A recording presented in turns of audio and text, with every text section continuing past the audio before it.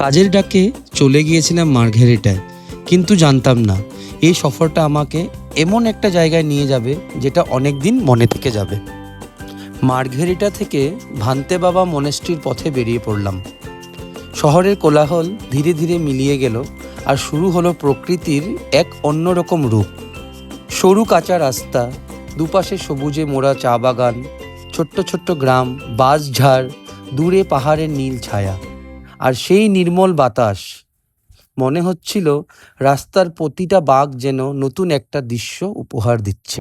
এই পথে গাড়ি চালাতে চালাতে মনে হচ্ছিল গন্তব্য পৌঁছানোর কোনো তাড়াই নেই, কারণ এই যাত্রাপথটা যেন আসল সৌন্দর্য। যত সামনে এগোচ্ছি ততই প্রকৃতি যেন আরও আপন হয়ে উঠছে। পাহাড়, সবুজ আর নির্জন রাস্তার এই মেলবন্ধন সত্যিই মনকে অন্যরকম একটা প্রশান্তি দেয়। আর ঠিক সেই পথের শেষেই শান্তভাবে দাঁড়িয়ে আছে ভান্তে বাবা মনেস্ট্রি। প্রথম দেখাতেই মনটা যেন থেমে গেল।